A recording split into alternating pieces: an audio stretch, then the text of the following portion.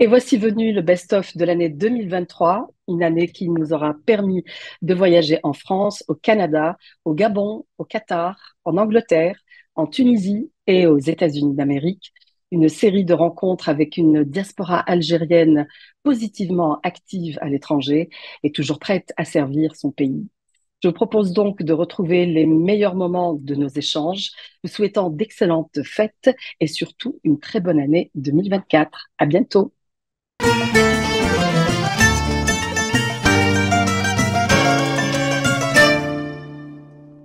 Alors, vous faites bien de le dire, vous l'avez dit tout à l'heure, il faudrait peut-être qu'on parle de la nouba, hein. C'est vrai que dans la langue française, quand on dit faire la nouba, c'est faire la fête. C'est un mot arabe qui est rentré dans la langue française. Mais nous, la nouba, c'est c'est faire la fête, mais pas au sens où on l'entend aujourd'hui, mais effectivement, c'est synonyme de soirée, dans les cours andalouses, à l'époque prospère de l'Andalousie en Espagne, où bon, ben, on passait le temps, les soirs d'événements ou pas d'événements, à écouter de la musique, entouré avec un groupe de musiciens. Voilà. Mais alors, il y a toute une légende autour des Noubas, parce que dites-moi si je me trompe, mais on dit que les Noubas, il y en a 24, il y en avait 24, au rythme des 24 heures du soleil. Donc il y avait des Noubas qui se jouaient très tôt le matin, en matinée, en après-midi, fin de journée, en soirée ou à l'aube, enfin voilà, que chacune a un horaire propice pour l'interpréter et l'écouter. Et à la chute de Grenade, quand il y a eu la fuite et l'exode des Andalous vers les côtes méditerranéennes, chez nous, en Afrique du Nord, eh ben, ils ont porté ces nouvelles dans leur bagage, mais sur les 24, 12, comme par hasard, auraient miraculeusement disparu et qu'il en reste que 12 au jour d'aujourd'hui qui soient répertoriés et connus. Est-ce que c'est vrai ou c'est une légende? Quel est votre avis là-dessus? Alors déjà par rapport à la nouba, c'est vrai que en France, on parle de nouba, donc faire la fête. Mais nous, le sens, c'est vraiment dans le sens cyclique, tanaoub. Mm, Même les orchestres se relayaient pour interpréter ces noubettes. Et oui, c'est mm. dans le sens cyclique parce que par rapport à, Benouba, ça se dit en algérien, Benouba. C'est Bedela, bien sûr, Benouba, c'est-à-dire l'un après tanaoub. l'autre. Ouais. Voilà, Benouba, ouais, c'est ça. c'est vrai. Euh, Ouais. donc, dans ce sens cyclique, et c'est vrai qu'on a toujours parlé de 24 Nouba, 24 heures de la journée. Mais à mon avis, comme je parle toujours de l'école d'Alger, celle que je connais le plus, celle Mm. que j'ai appris au conservatoire, dans les associations et bien sûr à Alger. Euh, on a 12 Nouba. 12 Nouba et non pas 24, mais les 12 dont on parle à chaque fois et on se dit, oui, on a perdu, on les a perdus. Il n'y a aucune trace, vraiment aucune. Mm. Mais tant qu'il n'y a aucune trace de ces 12, moi, je préfère parler de légende. C'est une belle légende de parler de 24 Oui, heures, 24 Nouba et dire, voilà, elles sont perdues. Non, on parle de 12 Nouba qui existent. Si vraiment quelqu'un voudrait dire non, non, non, attention, si les 12 ont existé, eh ben, qu'ils nous ramènent la preuve, qu'ils nous ramènent quelques traces. C'est comme quand on parle de, de patrimoine matériel. Quand on parle des ruines romaines, par exemple, les traces sont mm, là. mm, Les ruines sont là. Donc, on sait qu'ils sont passés par là. Donc, mais pour la musique, et quand c'est un patrimoine immatériel, tant qu'il n'y a aucune preuve, aucune trace de cette musique, ces 12 noubas qui ont disparu, moi, je préfère parler de 12 noubas existants et ça mhm. s'arrête là.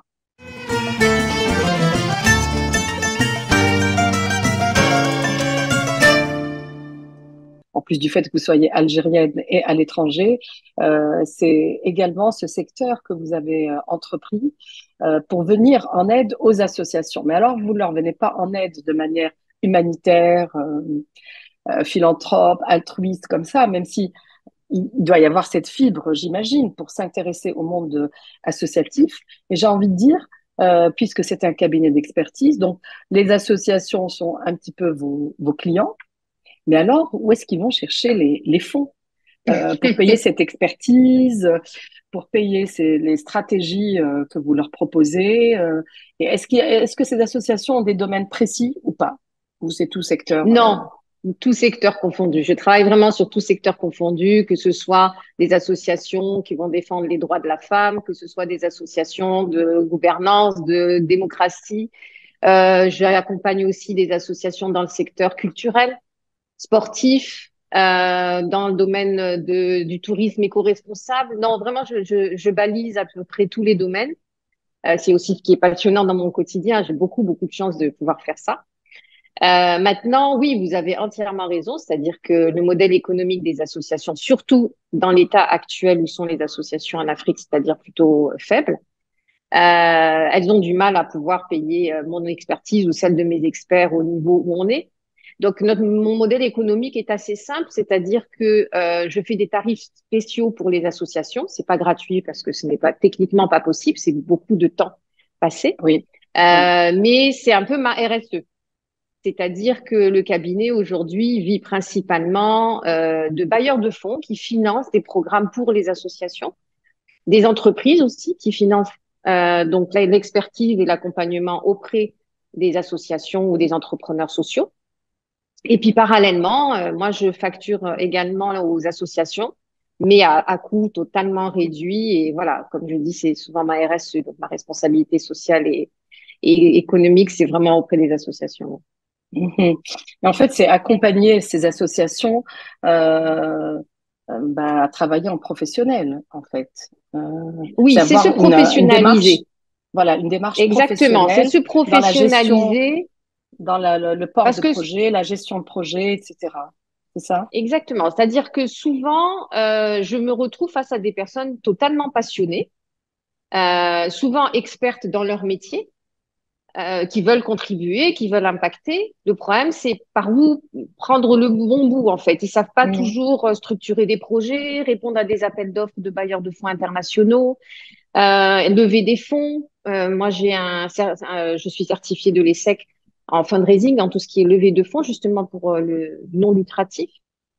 Donc voilà, j'accompagne vraiment même la gestion administrative aussi Mhm. pour les aider à se structurer, la gouvernance. Voilà, parce que souvent les associations font les choses voilà petit à petit par elles-mêmes et au bout d'un Oui, moment elles se rendent compte que pour grandir, pour accélérer, comme exactement comme une start-up, ben voilà, il y a un moment donné où on se dit bon, voilà, j'ai mesuré, j'ai fait mes activités, mais je ne sais pas mesurer mon impact, je ne sais pas lever des fonds, je ne sais pas faire grandir mon association. On est tous bénévoles encore, voilà. Et à un moment donné, ben oui. voilà, les personnes se tournent vers moi.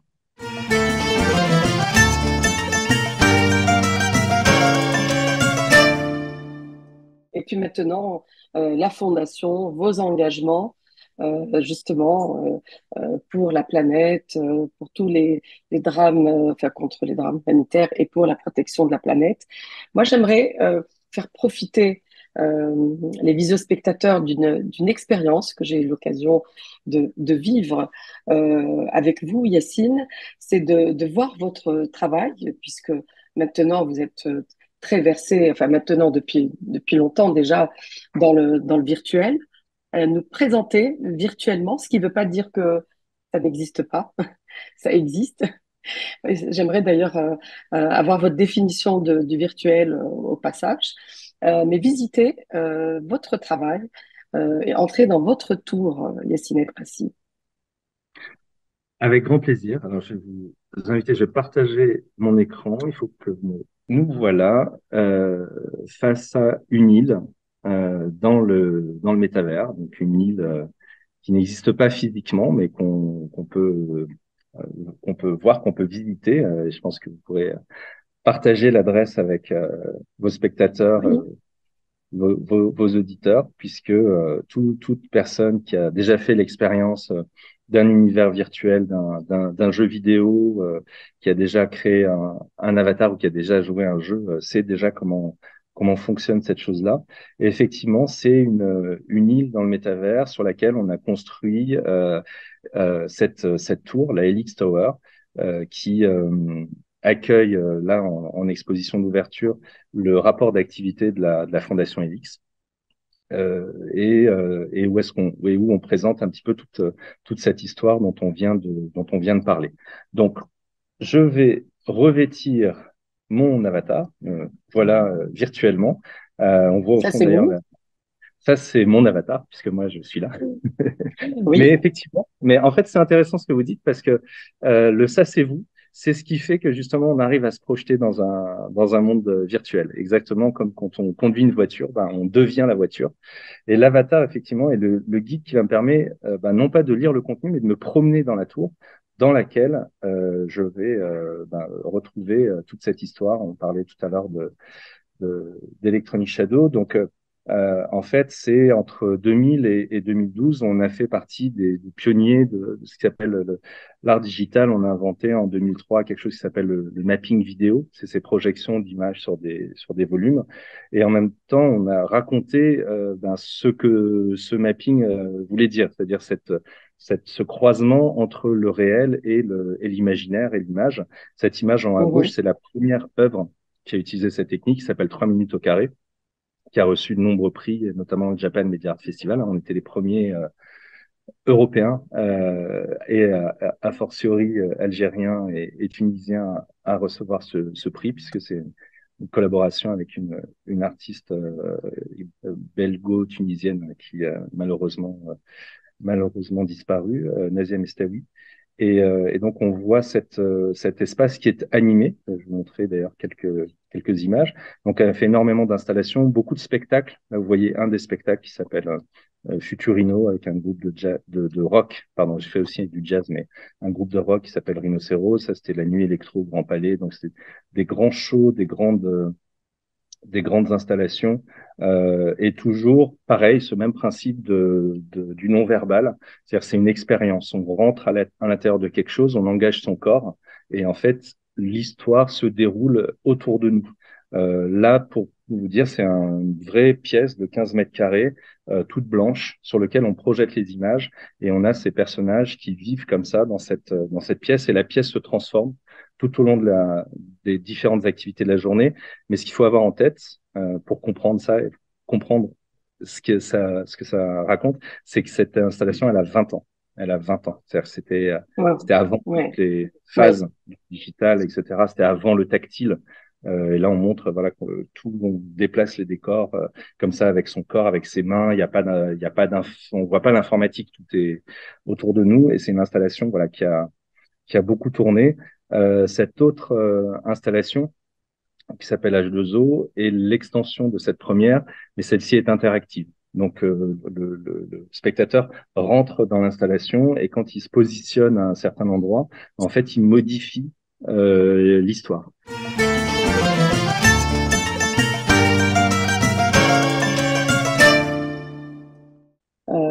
Houria Bouayed, dans votre livre, vous accordez de longs chapitres sur l'histoire des déportés de Asfoun à Cayenne.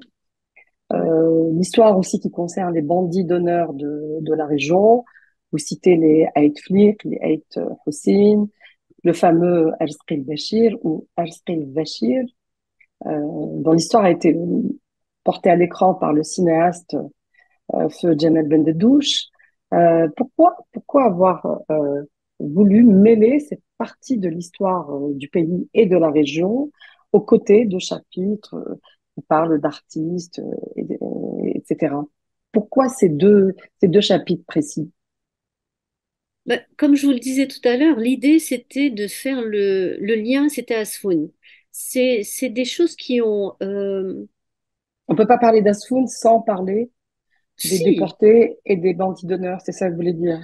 non, C'est non, une c'est pas ce question que que je je veux. pose. Non. C'est Oui. pas ce que je veux dire. Non, bien évidemment, chacun peut parler de ce qu'il veut quand il veut. Ceci étant dit, moi, en ce qui me concerne, dans le cadre de ce livre, l'idée, c'était de faire un panel, en fait. Je parlais de métaphore tout à l'heure, mais c'est comme aussi un éventail qu'on ouvrirait Oui.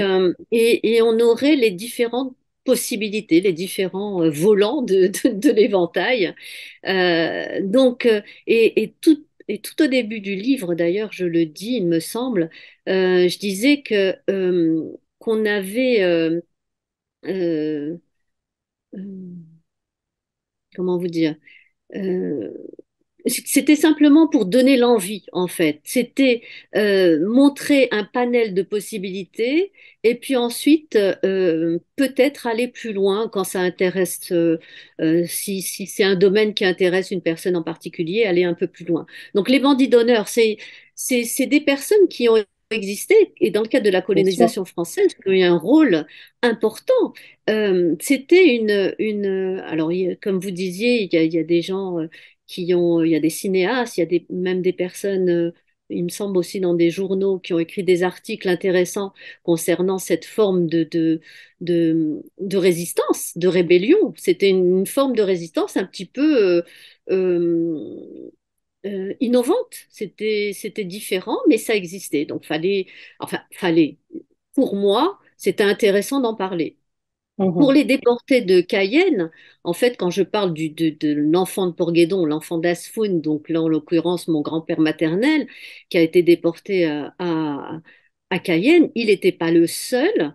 Il y en a eu d'autres. Ça a été, comme vous disiez tout à l'heure, un pan de notre histoire qui était assez triste. Et c'est vrai qu'on n'en parle pas forcément beaucoup. Il y a eu certaines vidéos concernant notamment la Nouvelle-Calédonie. Pour Les Cayenne, il y a eu descendants, oui. Mhm. voilà, les descendants notamment, certains qui sont revenus en Kabylie. Cayenne, on en parle un peu moins, bien qu'il y ait quand même des cinéastes qui ont fait, notamment il y a Hossein Rejala qui a écrit sur Ariskil Bachir notamment. Là, j'ai parlé aussi de la famille Abdoun, ça me semblait intéressant parce que cette famille-là, aussi a été un des partenaires de Mohamed Helmi au théâtre. Il y a un des Abdoun qui a aussi Oui. été dans le théâtre. Donc c'est aussi intéressant de faire des liens comme ça, de cette fameuse terre en commun dont on parlait au début. Voilà. Oui.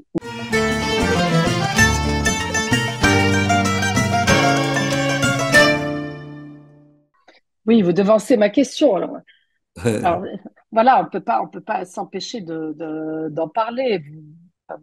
Votre dernière réalisation, je suppose, en Tunisie, a défrayé la chronique. Mais avant la Tunisie, avant le Jardin d'Afrique, hein, où vous avez en fait construit tout simplement un cimetière pour les cadavres des haragas morts en mer, de ces migrants morts en mer. Vous avez eu une expérience aussi auparavant au château d'Amboise, où étaient emprisonnés les mères Abdelkader. Alors, dites-nous un petit peu l'histoire de ce cimetière que vous avez construit dans les jardins de ce château. Alors, ça, c'était pas du tout ni programmé, ni truc. C'est parti comme quoi, je dis toujours, il y a une étincelle qui allume la forêt ou voilà, ou autre chose. En fait, Oui, j'ai fait un autre jardin au château de Chaumont-sur-Loire. Tous les printemps, à l'époque, le fondateur, qui malheureusement n'est plus là, Jean Pijac, qui était un ami, avait lancé le concept dans les jardins du château de Chaumont-sur-Loire. Il coupait des parcelles égales à tous les artistes, paysagistes, éventuellement architectes, pour faire un jardin de rêve. Et j'avais fait, on m'en avait parlé, donc je suis allé, et j'ai fait un jardin que j'appelle les jardins du paradis, en m'inspirant simplement des textes coraniques. Maintenant, à tous ces fantasmes extraordinaires qu'on a tous depuis l'enfance, que le paradis, il y a des fleuves de lait, des fleuves de miel, voilà, les jasmins, les galantes de nuit, Meskelil, bref, les yasmines, etc., etc. Et je voulais faire un lieu comme ça, avec le concept que c'est un jardin d'argile, totalement d'argile d'abord, parce qu'on dit toujours, Dieu dit toujours, je vous ai pétri d'argile et insufflé la vie. mhm, Et moi, je travaille beaucoup avec les artisans potiers. Quand ils travaillent, je travaille avec eux, j'ai l'impression toujours qu'ils travaillent lentement. Et je leur dis toujours, attends, ben, on peut peut-être accélérer un peu. Ils disent, non, non, non, non, on peut pas accélérer. N'oublie pas, dans chaque petite parcelle d'argile, il y a des restes d'humains. Tous les milliards d'humains qu'on vécu avant nous, il y a une part de leur corps qu'on trouve, une ADN dans cette argile. Donc, on le fait avec beaucoup de délicatesse et beaucoup d'amour. Et ça m'a appris beaucoup à respecter. Et frère, je fais aussi beaucoup de céramique et beaucoup de porcelaine. Oui. Donc, j'ai fait ce lieu normalement, ça reste 1 an. Et après, il y a un autre jardin qui s'installe. Le mien, il est resté 2, 3 ans. Puis j'ai tenu absolument à le garder. Et là, on peut le voir, je pense, sur des sites qui me concernent. Moi, j'ai jamais fait de site personnellement, mais c'est à la fois Mhm. les gens des associations, des fondations, des libraires qui le font. Vous parlez de Premier, site internet. oui, pour montrer le Oui. travail qui a été fait par les Ouais. jardins de Chaumont, ils l'ont. Le jardin des paradis, si quelqu'un rentre dans un paradis Chaumont-sur-Loire, il le trouvera. Et comme j'avais un battement de 3 heures pour aller en train revenir à Paris, donc je me suis dit, tiens, je vais aller faire une prière sur le site où normalement sont enterrés une partie de la famille de l'émir Abdelkader, hein. Mhm. J'y suis allé, c'était une terre plate, sans rien, de la caillasse, juste un parallépipède qui a été fait par les habitants d'Amboise, par amitié pour l'émir, avec toute la complicité qu'ils ont eu longtemps ensemble, et surtout avec la complicité du curé d'Amboise et aussi de l'archevêque d'Alger de l'époque, Mhm. Seigneur Dupuche. Et j'ai prié devant cette stèle, passe de chiens qui font pipi sur l'endroit où j'étais en train de prier. Pendant que je priais, de pisser dessus. J'ai fini ma prière sur la tombe et je me suis retourné voir où vont les chiens. Et ils sont allés chez une dame, 60, 65 ans. Je suis allé la retrouver en disant, excusez-moi, madame, vous avez vu que j'ai prié, vos chiens sont venus pisser, il y a des corps humains qui sont en dessous. Et normalement, quand même, il y a un minimum de délicatesse et de respect. Et elle me dit, vous travaillez ici? Je dis non. Vous êtes quoi? Je dis, je suis artiste. Elle m'a dit, vous n'êtes pas d'homme, moi? J'ai dit non. Elle m'a dit, écoutez, moi, ça fait 20 ans que les chiens que j'ai toujours eus, ils pissent là, ils vont continuer à pisser là. Bon, j'ai dit, écoutez, merci pour votre franchise, et moi, je vais vous dire de mon côté, regardez-moi bien. Elle me dit, oui, je vous regarde. Non, non, regardez-moi mieux que ça. Pendant pas longtemps, ni vous, ni vos chiens ne vont plus rentrer ici.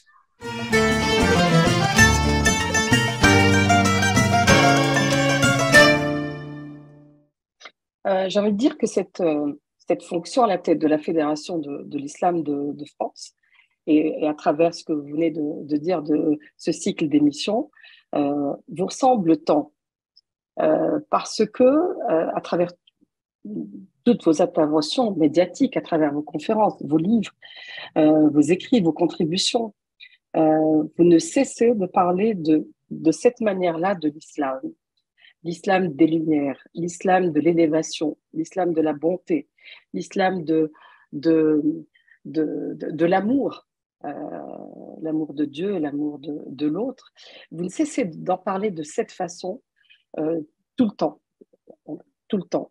Et j'ai envie de dire, à la fois ce rôle à la tête de la Fédération de l'islam de France vous va si bien, si bien. Et en même temps, j'ai envie de dire, qu'est-ce qui se passe? Pourquoi est-on sourd à ce discours qui existe depuis longtemps, que vous portez, que d'autres portent, en même temps que vous, avant vous, et porteront après? Qu'est-ce qui se passe au niveau de la communication qui fasse que ça, c'est encore mal vu? Voilà, les musulmans en France sont encore critiqués, attaqués, d'autant qu'à chaque fois qu'il y a un problème de violence, d'attentat, la question revient à l'ordre du jour. Et on vous invite d'ailleurs souvent à ce moment-là sur les plateaux de télévision, comme pour dire je ne sais quoi, comme pour dire non, c'est pas ça l'islam, hein, vous savez, c'est pas ça. C'est des personnes et il faut pas confondre. Qu'est-ce que vous pouvez nous dire encore aujourd'hui? Ah, ma chère Maya, le sujet est si dense qu'il Ben nécessite oui, des colloques ad hoc.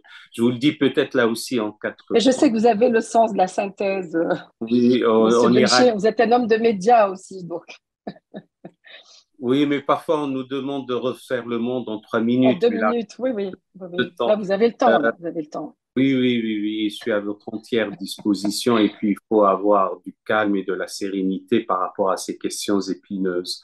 Euh, le premier point, si je reprends votre formule, il n'y a pas plus sourd que celui qui ne veut pas entendre.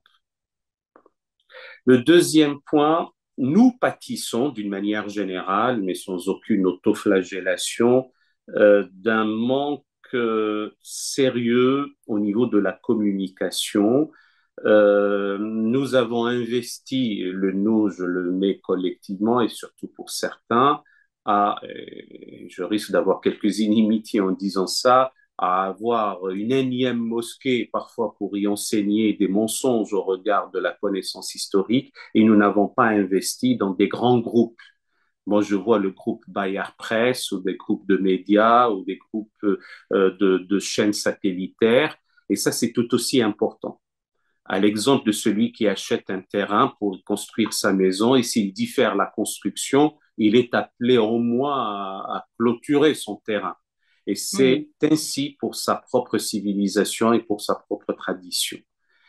Troisième point, il ne suffit pas lorsque, hélas, parce que la tradition religieuse islamique et surtout la civilisation qui la sous-tend est en crise, et nous devons aussi le reconnaître, dire après chaque attentat perpétré au nom de la tradition religieuse islamique, il ne suffit pas de dire halte à l'amalgame, le mot amalgame est déjà un mot arabe, halte à l'amalgame, ceci n'a rien à voir avec l'islam, l'islam est une religion de paix. Ça ne suffit pas. Oui. Et pour certains, ce n'est pas audible en l'état. Donc, c'est expliqué. Et le quatrième point, nous continuons, ce n'est pas une raison pour abdiquer, à témoigner. Alors l'expression l'islam des Lumières commence à être galvaudée. On parle d'un islam de beauté, d'intelligence, de bonté, de miséricorde. Et j'insiste sur le mot qui aussi peut-être a été galvaudé ailleurs, et vous l'avez si bien dit, un islam d'amour, de bonté, de miséricorde. Un croyant, une croyante a une relation d'amour et d'adoration avec le Seigneur, mais ça n'a aucun sens si cela ne se traduit pas par une relation d'affection, d'amour et de prise en compte de l'intérêt d'autrui dans la vie de tous les jours. Alors certains se gargarisent de belles paroles, mais malheureusement, mais nous n'allons pas nous y appesantir, parce qu'ils sont à la recherche de notabilité ou de tel intérêt immédiat, ils sacrifient l'essentiel qui est cette relation humaine fondée sur la sollicitude et les relations saines pour toute autre chose. Mais ça nécessite du travail, de l'investissement, du témoignage et de l'exemplarité.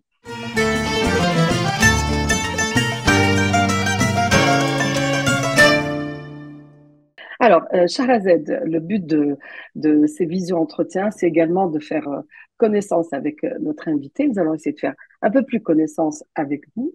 Vous êtes né en Algérie, vous avez grandi en Algérie, dans l'ouest du pays. Parlez-nous de la Shahrazed jeune, hein, pourquoi pas enfant et jeune, de manière générale, et puis bien sûr, votre rapport à la cuisine lorsque vous étiez jeune en Algérie. Alors, de très beaux souvenirs. Moi, j'adorais manger. D'ailleurs, ça se voyait. J'adorais manger et j'adorais les plats de ma Là, ça grand-mère. se voit plus, hein, je vous rassure. Si, quand même un peu, quand même. J'adorais manger et j'adorais les plats de ma grand-mère. Je trouvais que c'était juste c'était simple, hein, mais c'était juste en termes de goût. J'étais fascinée. Et j'étais fascinée par les pâtisseries de ma mère. Elle faisait de très bonnes pâtisseries. Elles étaient simples, rien à voir avec toute la sophistication des pâtisseries de maintenant. Mais Alors, plantez-nous c'était le décor, d'abord géographiquement, c'était où? alors, je suis née à Oran. J'ai grandi dans une ville qui s'appelle Kerma, puisque mon père était militaire. Donc, il y avait toute une cité militaire. J'ai grandi là-bas. Et après, on a déménagé à Tlemcen et précisément à Remchi, Montagnac à l'époque, qui était connu par ses vignes. D'ailleurs, je trouve que là-bas, il y a le meilleur raisin au monde, tellement il est bon ce raisin-là. Il enivre, tellement il est bon ce raisin. Ouais. Et voilà, j'ai étudié une partie à Kerma, une partie à Rimchi. Après, je suis retournée à Oran pour faire mes études de médecine. Et j'ai vécu entre ma maison maternelle, entre ma grand-mère, j'ai vécu avec ma grand-mère et j'ai grandi avec ces odeurs, avec les épices. C'est pour ça que ma cuisine, elle est très imprégnée par les épices. D'ailleurs, on me dit même, t'en mets trop. Non, on met jamais trop. Oui. Il y a eu juste une alchimie d'épices dans l'Ouest. Et quand on est du centre ou de l'Est, parfois on a l'impression qu'on en met trop. On n'en met pas trop. Moi, je sais que les gens de c'est un l'Ouest trouvent la cuisine du centre, par exemple, un peu fade, Oui, et pas assez coloré. pas Pas assez assez coloré. colorée. pas Et assez même poussé. au jour d'aujourd'hui, Sauf quand on fait de la j'apprends à shtetla, mais respecter. ouais. Aujourd'hui, j'apprends à respecter toutes les cuisines algériennes et à les apprécier telles quelles. Avec Mm. leur, même si j'apporte toujours ma petite touche, c'est comme ça. On est toujours, on est conditionné avec le palais avec lequel on a grandi et les saveurs avec lesquelles on a grandi. Donc voilà, j'ai grandi avec ça, avec une maman qui fait une très bonne pâtisserie. Les bouts de ces cornes de gazelle et de ces baklawas étaient juste divins, ça. Enfin, même les boules de neige étaient incroyablement bons à l'époque.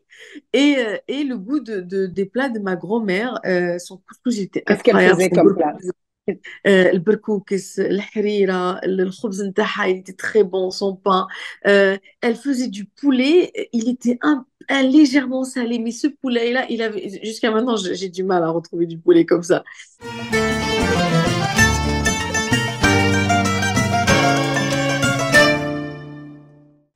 Alors, vous n'êtes pas contenté de créer des modèles, des vêtements, mais aussi des parfums, parce que vous êtes parfumeur aussi, Nabila Yari. Qu'est-ce qui vous a poussé à créer des parfums? Moi, j'ai toujours adoré les parfums par rapport à ma mère, par rapport à mes sœurs, par rapport à ma grand-mère. Donc, et à Batna, on a toujours, et on avait un grand jardin. Il y avait des fleurs, il y avait vraiment toutes ces odeurs-là qui m'ont toujours, ils ont toujours été avec moi. Donc, ces odeurs de Batna, les odeurs des parfums et tout. Et une fois que j'ai fait donc ma collection, c'était au Carrousel du Louvre à Paris en 2011. C'était le thème, c'était les fleurs blanches. Euh, Toutes les robes, elles étaient donc avec des fleurs, des magnolias, des pivoines, donc tout quoi, donc des roses. Et une fois qu'on a fini de défilé, il y avait un journaliste qui m'a posé la question, pourquoi il n'y a pas un parfum Ayari? Parce qu'il y a tellement de fleurs, il y a un champ de fleurs sur les robes.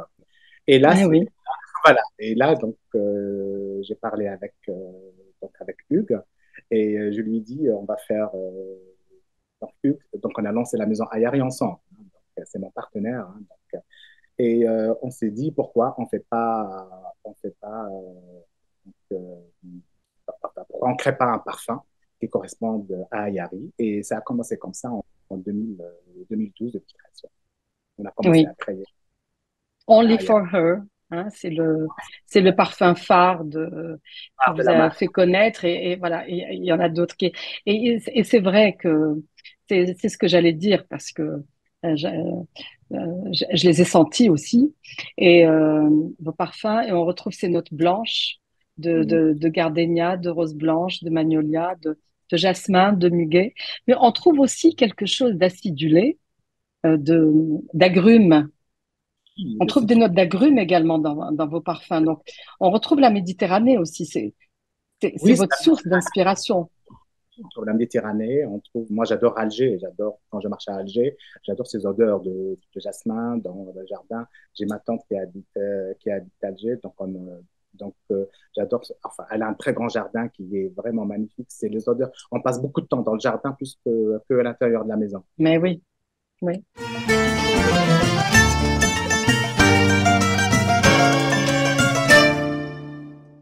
Aujourd'hui, votre nom est étroitement lié à ce qu'on appelle le biomimétisme.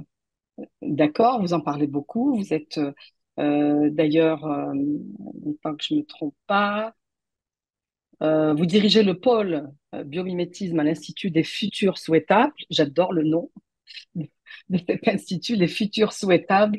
C'est plein de promesses.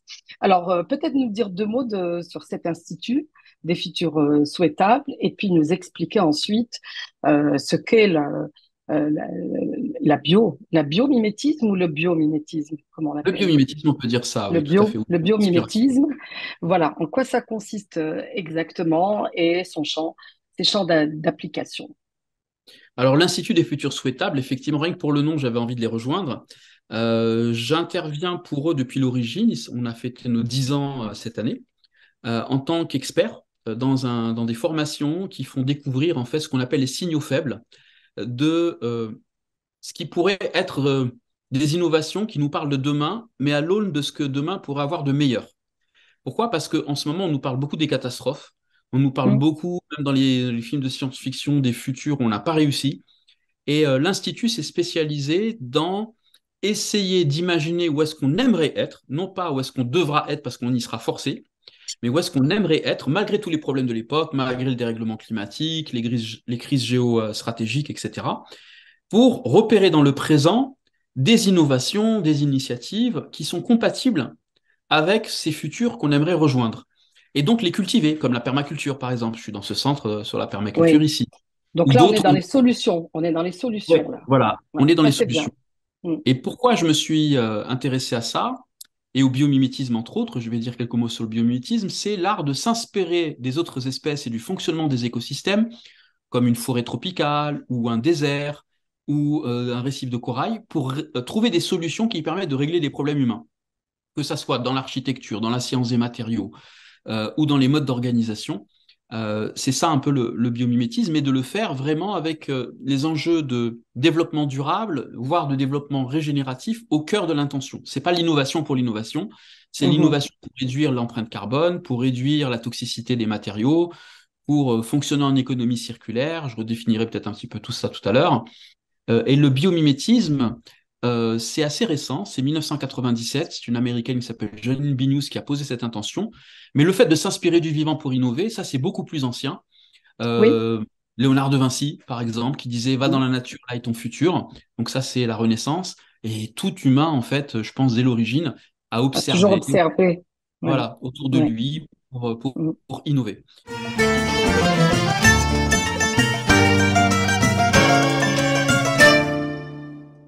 On dit qu'un des grands défis technologiques de notre siècle est celui de la data, de sa collecte, de son stockage également, hein, et de sa restitution. Est-ce que vous êtes d'accord? Vous qui êtes Oui, dedans et qui êtes spécialiste, est-ce que vous êtes d'accord? oui, c'est un énorme défi.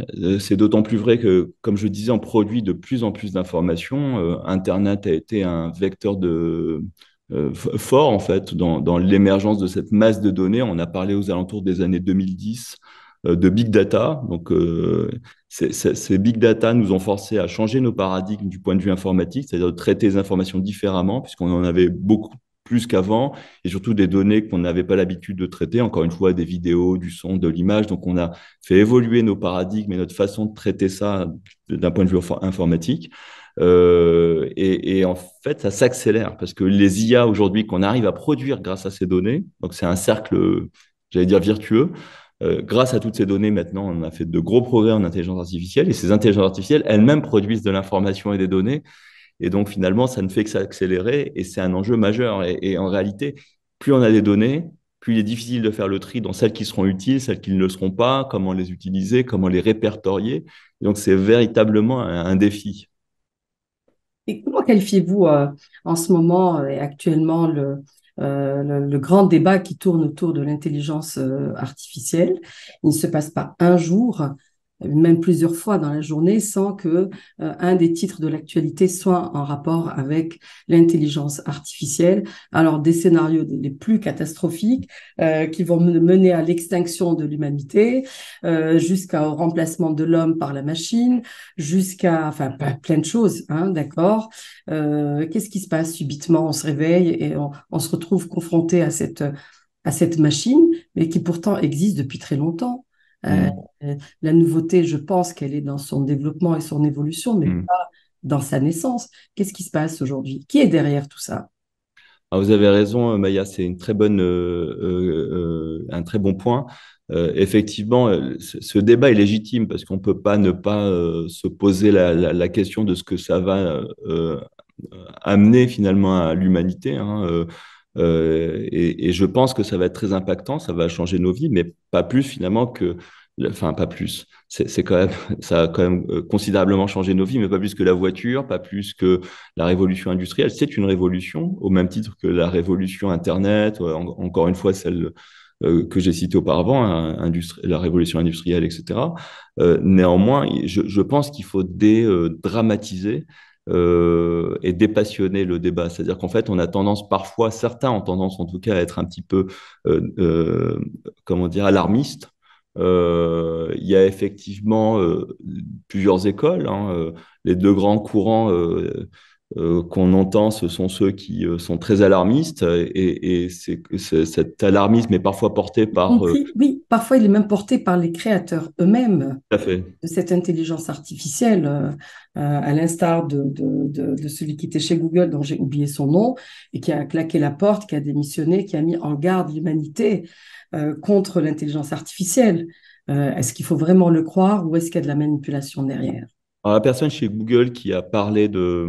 En tout cas, il y en a eu un récemment qui a défrayé la chronique, qui était plutôt qui n'était pas vraiment ingénieur, donc, et qui a dit que son IA avait une conscience, etc. Bon, c'était honnêtement un petit peu, comment dire, je le qualifierais pas d'illuminé, je me permettrais pas, mais ça me paraît un petit peu déplacé. C'était pas totalement le cas, on n'y est pas encore en tout cas. En revanche, vous avez des gens comme Stephen Hawking, en fait, le grand physicien, bon, qui aujourd'hui est décédé, Elon Musk, des gens très sérieux, en tout cas, qui sont loin d'être connus pour être des idiots, qui ont mis en garde, et il n'y a pas que ces gens-là. Bon, encore une fois, je pense qu'il y a parfois des arrière-pensées. Elon Musk, qui lui-même est actionnaire d'OpenAI, et qui dit qu'il faut faire un moratoire. Peut-être que le fait de dire qu'il faut faire un moratoire donne encore plus d'importance. Il est Oui, déjà et puis prêt. il est déjà prêt. Et puis ça...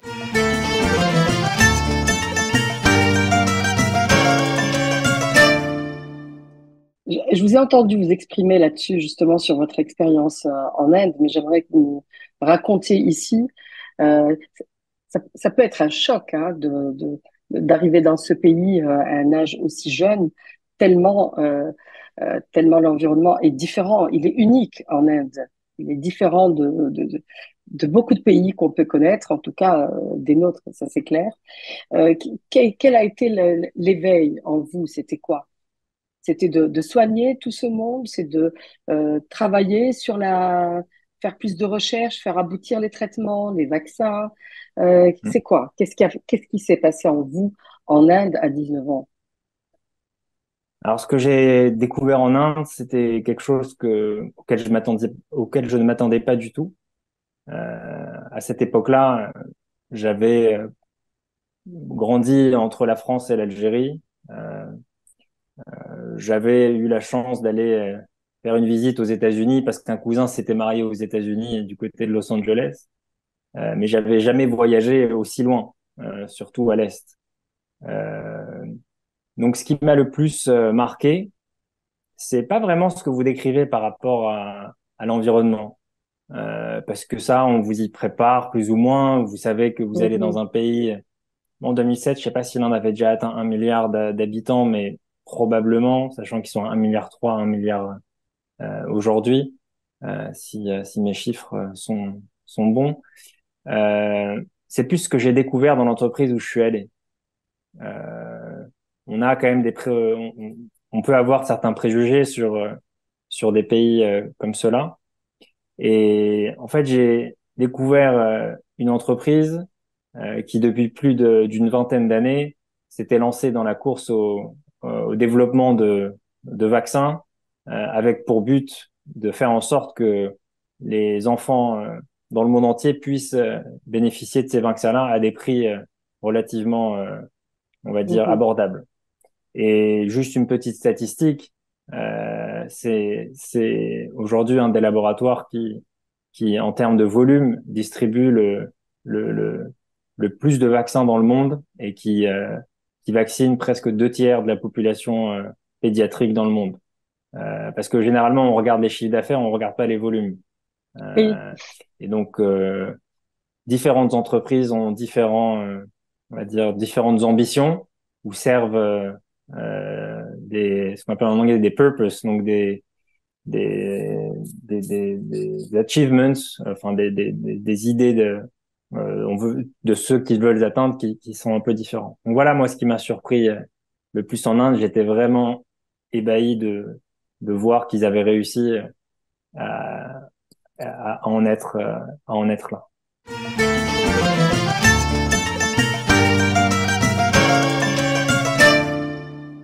Alors, Hicham Laharj, poursuivons notre rencontre et euh,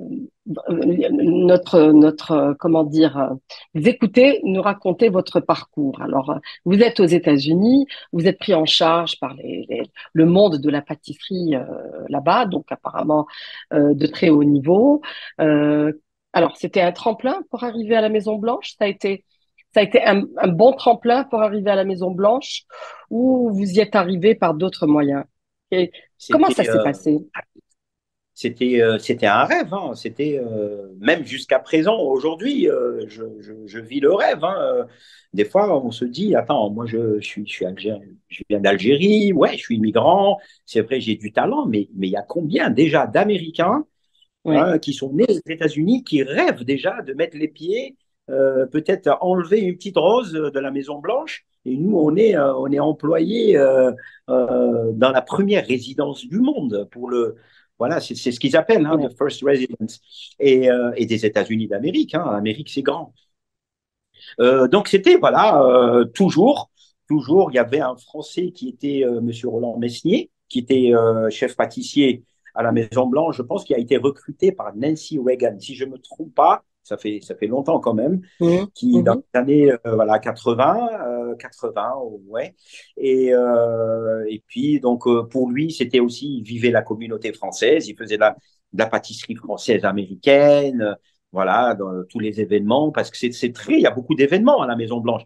Déjà, la On Maison Blanche, imagine, les ouais. gens, bah, Ouais, c'est ouais. pas un hôtel, c'est pas un hôtel, c'est pas un restaurant, mais c'est une maison du président de la République. Donc, il fallait, Mhm. voilà, il faut préparer les déjeuners, Mais les déjà, pardon, thés. déjà au quotidien, en dehors des réceptions et des événements. Donc déjà, je pense qu'au quotidien, Oui, vous étiez impliqué dans la préparation de la pâtisserie, oui. des chocolats et des desserts, c'est cela? Ah oui, oui, c'était, bien Alors, sûr. Ben, quelle il y était avait, leur pâtisserie préférée alors? Qu'est-ce qui il y revenait avait le un plus menu. souvent? Ouais.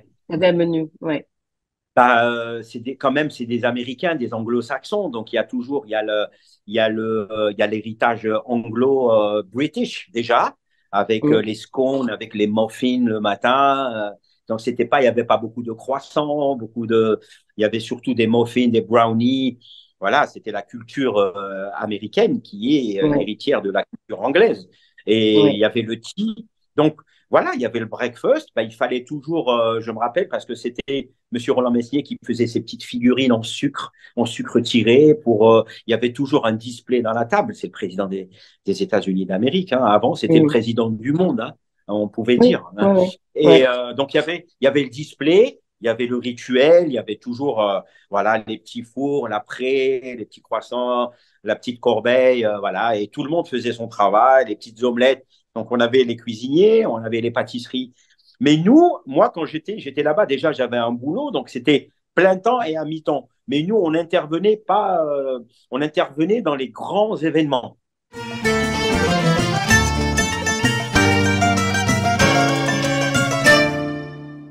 Voilà, donc, Mm. après avoir pris ma retraite en 2016, je me suis vraiment lancé à 100% dans ce domaine.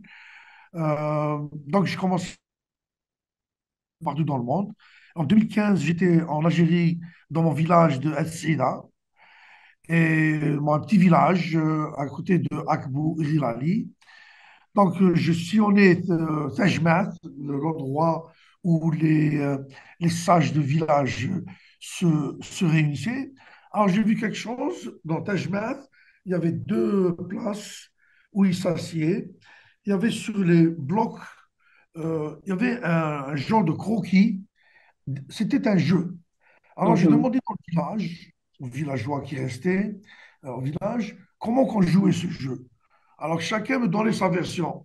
Ah, je me souviens, mon père, il jouait comme ça. J'étais passionné par cette création, par ce jeu-là. Je reviens aux États-Unis en fin 2015. Je fais une recherche sur Google et je trouve que ce jeu-là s'appelait Nine Man Morris, ou bien au village, on l'appelait Tisteleth. En français, on l'appelle la marraine. Et Ah oui, ouais. en espagnol on l'appelle Trias. Je fais une recherche. C'était un jeu qui était joué par les pharaons il y a 3000 ans. Il a été ramené par les Romains en passant par l'Afrique du Nord, ils vont jusqu'en Angleterre et ils descendent jusqu'à Rome.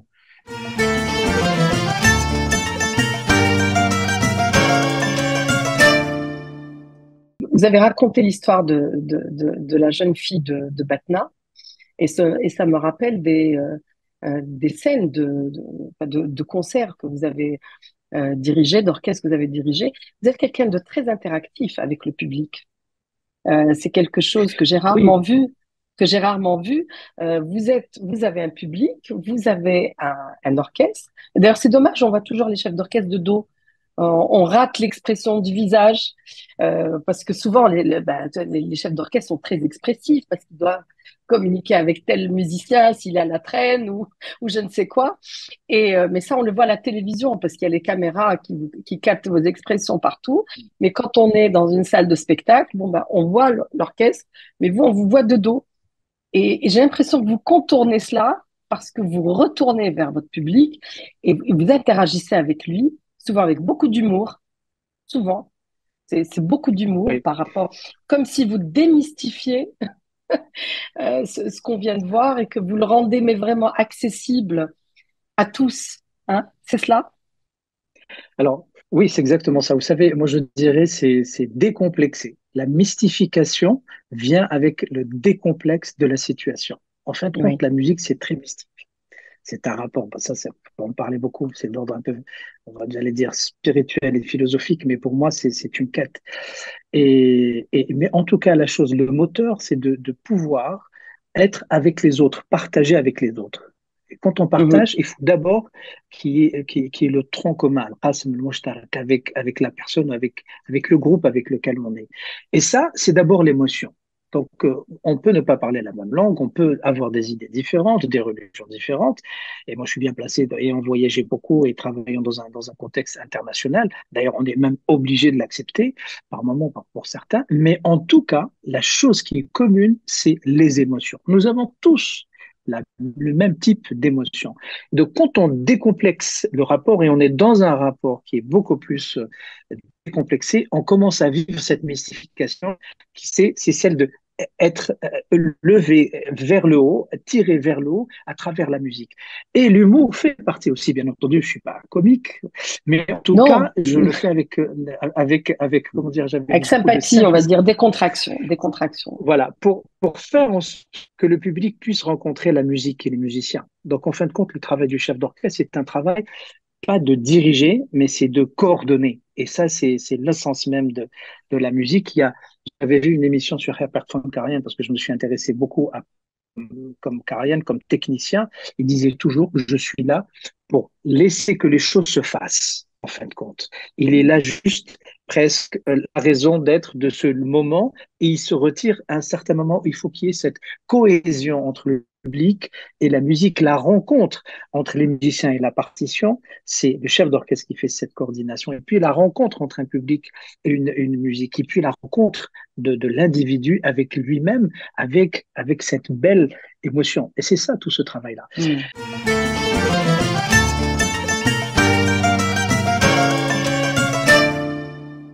La question de comparer les deux communautés migrées algériennes au Canada et en France, est-ce que même trouble, même symptômes, même mal-être ou alors différent? Et est-ce que vous recevez aussi des patients d'autres communautés, d'autres nationalités? Hmm. Écoutez, je vais commencer par répondre par la première question. Entre le Canada et la France, j'ai trouvé de très grandes différences. Mhm. Entre les familles ou les personnes immigrantes algériennes, il y a beaucoup de familles, mais pas seulement, des étudiants, des personnes isolées, des personnes seules, mineurs non accompagnés aussi. Il y a toutes sortes de profils. Donc déjà, il faut partir du principe qu'on ne peut pas comparer des choses qui ne sont pas comparables, sachant que Mhm. chacun de ces profils présente des besoins différents. Qu'il s'agit d'un aîné qui rejoint sa famille là-bas, d'un jeune qui vient seul, d'un couple qui espère un meilleur avenir, construire une famille, ou d'un homme de 50 ans qui souhaite refaire une vie, les enjeux ne sont pas les mêmes. Mhm. Donc il y a déjà ça, où que ce soit dans le monde. Ensuite, entre le Canada et la France, il y a de grandes différences du fait des systèmes. Les systèmes sont très très différents. Donc les défis ne sont pas les mêmes. Quand on arrive au Canada, on sait très bien que c'est un pays déjà qu'on connaît mal, comparé à la France, qui culturellement est très éloignée de nous. C'est une culture anglo-saxonne aussi, malgré le fait qu'ils parlent français. Et beaucoup de gens arrivent au Québec, notamment, pensant que le français va être un facilitant, sauf qu'ils se rendent compte que culturellement, c'est complètement différent des repères qu'on a. Mhm. Donc déjà, le Canada, il y a un côté un peu rêve américain, où aussi on démarre tous à la même enseigne. C'est-à-dire qu'ils reçoivent tellement de migrants de par le monde, tout le monde est logé à la même enseigne. Donc ça a des points positifs comme des points négatifs. Tout le monde repart de zéro. Les enjeux ne sont pas les mêmes, notamment pour les familles. Parce que les familles qui viennent au Canada, c'est souvent des familles, c'est dans l'idée d'offrir un meilleur avenir à leurs enfants. Et les enfants sont l'enjeu de l'immigration au Canada. Mhm. Mhm. Voilà.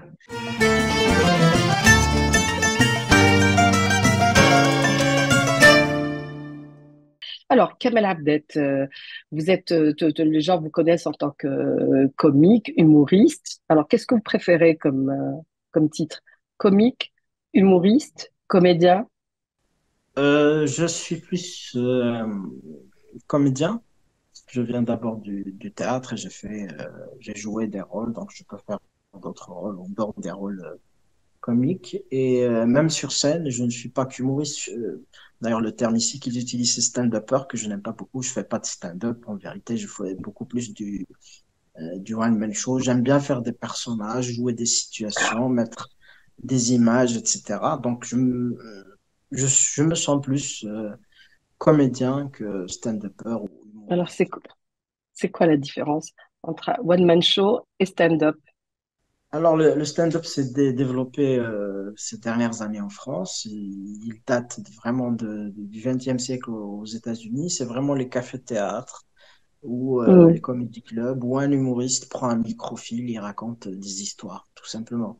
Alors que le Mhm. one-man show vient plus du théâtre. Donc, on a des comédiens qui jouent des personnages, qui jouent des situations. Ils se contentent pas de raconter.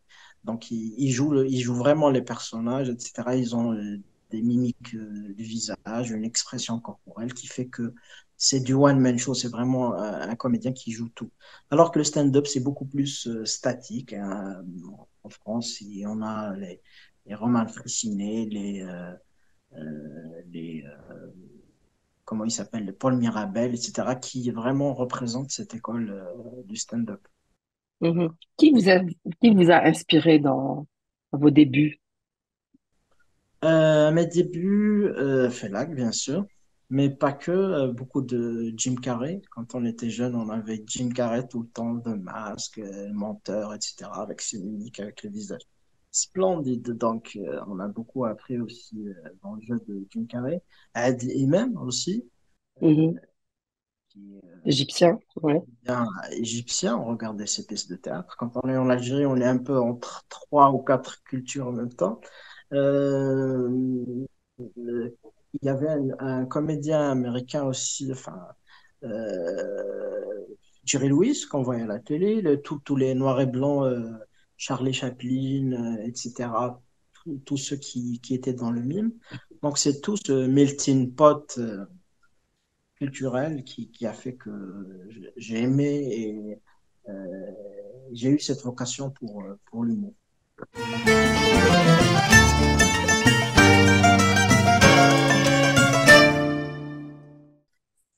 Mettre de la bonne humeur, mettre de bonnes Ah, voilà. énergies dans les entreprises, dans les espaces de travail, etc. C'est vrai que bon, Oui, ça, oui, c'est c'est assez la foi dans le complexe. cœur.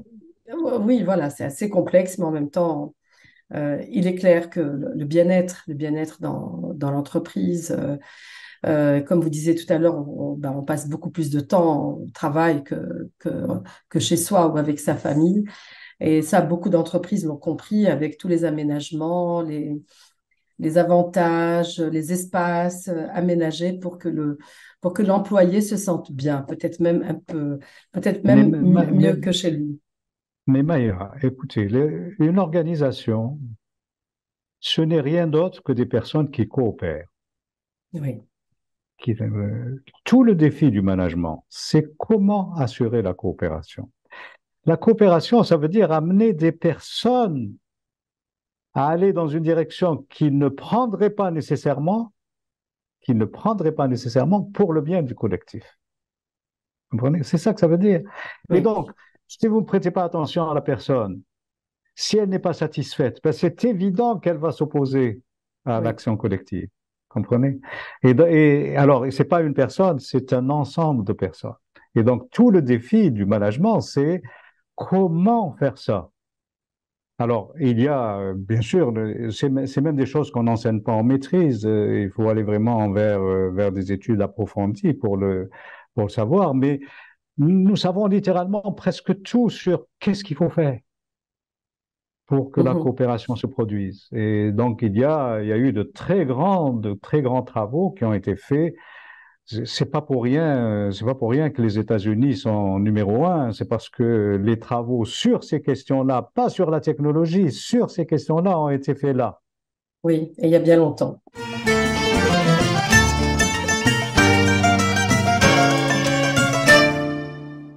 Je découvre en vous donc tous cette belle brochette de jeunes influenceurs ou acteurs de la culture algérienne en France, un nouveau style, pour pas dire style, un nouveau Algerian style, un nouveau discours.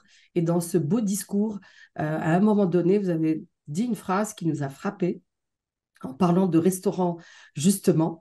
Et vous avez dit, je veux qu'on arrête de dire restaurant maghrébin, cuisine maghrébine, je veux qu'on dise algérien. Je veux qu'on dise restaurant algérien, cuisine algérienne. Vous avez insisté, c'est le discours qui personnellement m'a frappé, m'a marqué. Vous avez insisté sur ce label algérien qui nous manque tant et qui est peut-être le chaînon manquant pour la communauté qui se retrouve souvent, au vu des réponses, un peu éparpillées. Qu'est-ce que vous en pensez?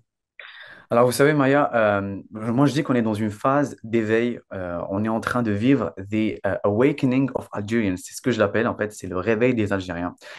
On a tellement traversé durant notre passé. On a eu la guerre d'Algérie, ensuite on a eu la décennie noire. Donc, du coup, on a vraiment mis du temps à se retrouver nous-mêmes, à être en paix avec nous-mêmes. Et c'est à partir de la fin des années 2000, début 2010, qu'on commence à se revendiquer et on commence à se montrer au monde. Et donc, Mhm. il y a 15 ans environ, les restaurants algériens n'existaient pas. On disait restaurant maghrébin. À chaque fois, on incluait l'Algérie avec le Maghreb, ce qui est le cas. Mais en fait, on Mhm. n'osait pas parce que ça ne vendait pas, parce que les gens ne s'intéressaient pas à ça. Et là, Y on a un... compris, pardon, les Algériens eux-mêmes, peut-être. Exactement. Bah, parce qu'en fait, on savait Peut-être. que ça n'allait pas vendre. Donc, du coup, il fallait qu'on soit associé à cette image de Maghreb un petit peu pour qu'on puisse vendre. Et donc, depuis quelques années, on a un boom de restaurants algériens partout dans le monde. Après, moi, je parle plus en France, mais partout dans le monde. Et en fait, c'est parce que les gens s'intéressent à la culture algérienne. On a, par exemple, la culture algérienne est en vogue. Le populaire est en vogue en ce moment, dans le sens où la bouteille de, par exemple, Selecto, c'est devenu une image qui est très recherchée. Il y a beaucoup de style, il y a beaucoup d'esthétique avec la bouteille de Selecto parce Oui, que sur c'est les t-shirts, sur les pulls, sur ça. les Là, sacs. vous trouvez des artistes justement qui utilisent cette forme-là un petit peu partout. Vous avez la bouteille aussi de Hamoud Boualem qui est devenue quelque chose de classe parce elle dégage du charme. Donc, du coup, en fait, il y a tout ça. Plus les Algériens, maintenant, on est un peu connus pour avoir beaucoup de personnalité. On est connus pour être des gens voilà, qui se ferme. Donc, ça attise la curiosité des gens et ils découvrent maintenant, grâce à Internet, grâce aux vlogueurs voyage qui vont en Algérie et qui montrent en fait les paysages, ils montrent le désert, ils montrent nos plages, nos montagnes, notre Souvent, ce sont capitale. des étrangers aussi, hein, et des étrangers qui le font.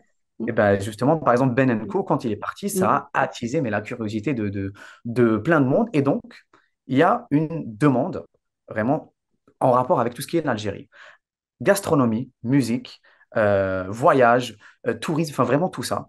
Et du coup, il faut vraiment qu'on soit à la hauteur de cette demande. Il faut vraiment qu'on commence à partager, à communiquer, à promouvoir l'Algérie parce que on est dans une ère où les gens s'intéressent au pays, s'intéressent à nous, s'intéressent à notre culture. Donc, il faut dire qu'on est là. Donc, c'est pour ça que je dis qu'il faut préciser que c'est algérien, que ces plats-là sont algériens, que cette musique-là est algérienne, que cette musique, par exemple, Rai est algérienne, que Chebasni est algérien, que Zerwania est algérienne, etc. Parce que justement, il faut, voilà, on reste maghrébin, mais tout d'abord, on est algérien. Donc...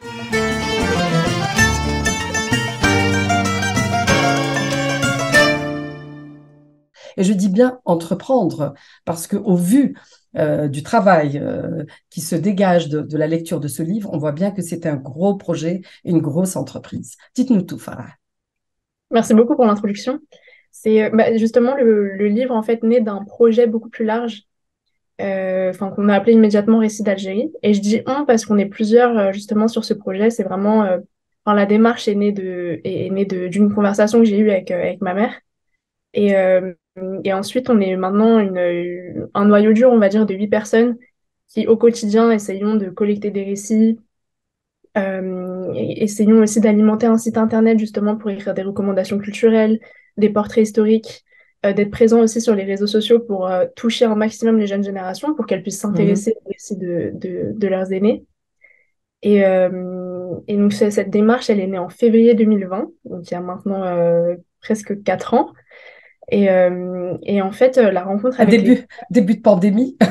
Je sais pas exactement, vraiment. s'il y a un lien ou pas. Je sais pas s'il y a un lien ou pas avec la Février pandémie. 2020, une semaine avant le premier couvre-feu. Oui. Donc ça nous a un peu stoppé dans la démarche parce qu'au début, nous, on voulait vraiment aller collecter les récits donc, en Algérie. Donc immédiatement, on s'est cantonné au territoire français. Puis ensuite, on a pu quand même collecter des récits à travers WhatsApp, Viber, etc. Et maintenant, c'est l'objectif, ce sera l'objectif là pour les prochains mois, les prochaines années aussi. Mais en fait, voilà, donc Récit d'Algérie, c'est vraiment une démarche collaborative et intergénérationnelle de collecter les mémoires de personnes qui ont vécu la guerre d'indépendance pour qu'elles puissent nous raconter, nous livrer leurs mémoires et surtout, de façon urgente, qu'elles ne partent pas sans nous laisser cette trace, en fait. Parce que malheureusement, c'est une génération qui s'en va et qui emporte ses mémoires et donc notre histoire avec elle. Et l'idée, c'est vraiment d'anticiper ça un maximum. Et donc, c'est intergénérationnel parce qu'à chaque fois qu'on collecte ces récits, on est en contact avec donc les témoins, mais aussi leur famille, leurs enfants, leurs petits-enfants qui nous mettent en contact avec eux, qui se réunissent pour nous aider aussi à collecter les récits. Et donc, en fait, on a eu un peu de chance dans tout ça, c'est qu'on a eu les 60 ans de l'indépendance algérienne l'année dernière. Et dans ce contexte-là, on a été contacté par la maison d'édition Face Cachée, qui souhaitait faire un livre autour de ça, et qui soit vraiment authentique et sincère. Et donc se baser sur les récits qu'on avait collectés, qu'on avait en fait dans nos disques durs, qu'on avait archivés, mais on en avait un peu rien fait jusque-là, parce qu'on se disait que le partager sur Internet, c'était trop immatériel, ça respectait pas tellement le caractère vraiment précieux du projet. Et donc, et vu qu'on était toutes à ce moment-là, on était dans nos études, on a laissé ça un peu de côté en se disant que la priorité, c'était de collecter les récits et on verra ce qu'on en fait après. Et en fait, c'est tombé parfaitement parce que le livre, c'est un format noble, c'est un format qui se transmet aussi. On l'a dans la bibliothèque, on le consulte, on On va transmet. peut-être le montrer, hein. C'est vrai que c'est pas encore Voilà. montré, il est là. C'est ça. Voilà. Et la preuve en est, c'est que il y a 2 semaines, j'ai présenté justement le livre à 4 classes de terminale dans un lycée. Et donc les récits qu'il compose. Et donc en fait, c'est vraiment le symbole de transmission en fait. Ouais.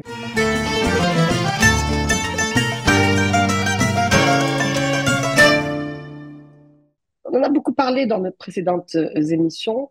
Les collectifs de diaspora algérienne s'organisent, se montrent de plus en plus. En tout cas, je parle de France et de Paris. Et donc forcément, ce sont des événements qui s'accompagnent aussi par des buffets ou de la nourriture algérienne, même si elle s'adapte au fait d'être debout, au cocktail, etc. Ce que vous faites très bien, Katia, également. Est-ce que vous sentez que, comme IAS, que nous avons reçu il y a quelques temps, qu'il y a un regain de la communauté, je ne sais s'il y a un contexte géopolitique mondial d'ailleurs, ou pas, qu'il y a un regain de la communauté algérienne, de la diaspora algérienne, vers ses origines et vers ses racines, c'est-à-dire essayer de retrouver ce qui est familial à l'extérieur également. Est-ce que vous avez ce sentiment? Bien sûr, Et bien sûr. vous-même, est-ce que vous le ressentez vous-même Oui, en oui, tant oui. que... Pour moi, Oui. il existe en moi depuis toujours. C'est-à-dire que en tant que fille d'immigrés née en France, ayant étudié en France, mais toujours attachée à ses origines, parce que je fais partie de ces familles qui allaient 2 mois par an en Algérie, ce sentiment-là d'appartenance, je le ressens depuis toujours.